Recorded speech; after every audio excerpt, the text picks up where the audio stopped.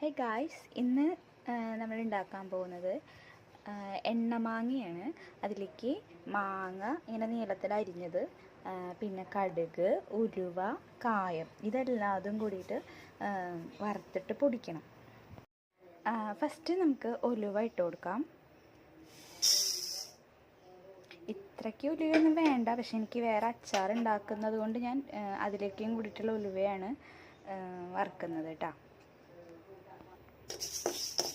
കടുക് ഒന്ന് ജസ്റ്റ് ഒന്ന് ചൂടാക്കണം. ലാസ്റ്റ് കായം ജസ്റ്റ് ഒന്ന് ചൂടാക്കണം, എന്നിട്ട് വേണം പൊടിക്കാൻ കേട്ടോ.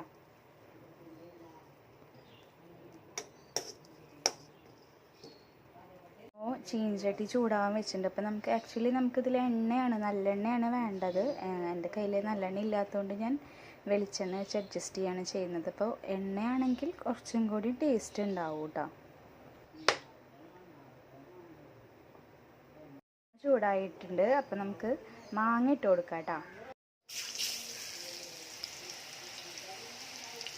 നമ്മൾ നേരത്തെ നോക്കിയതിൻ്റെ അത്ര ഇല്ല, ഇത് വാടി വന്നപ്പോൾ കുറച്ചുള്ളൂ കണ്ട.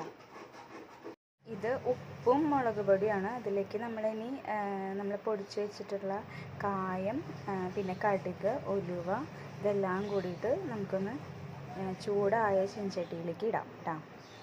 ഉപ്പ് വരെ നമ്മൾ ചൂടാക്കുന്നത് കൊണ്ടാണ് ഇത് പെട്ടെന്ന് കേടാവില്ല എന്ന് പറയുന്നത്. നോക്കാം.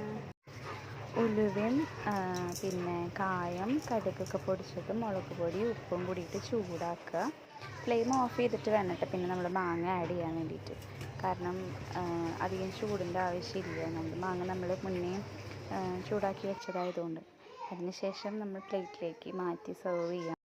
അതിനുശേഷം നമ്മളൊരു കുപ്പിയിലാക്കിയിട്ട് ഇത് അടച്ചു വെച്ചിട്ട് കുറച്ച് നേരം കഴിഞ്ഞതിന് ശേഷം, ഒരു 1 hour കഴിഞ്ഞതിന് ശേഷം ഇത് ടേസ്റ്റ് ചെയ്ത് നോക്കി നോക്കുക കേട്ടോ.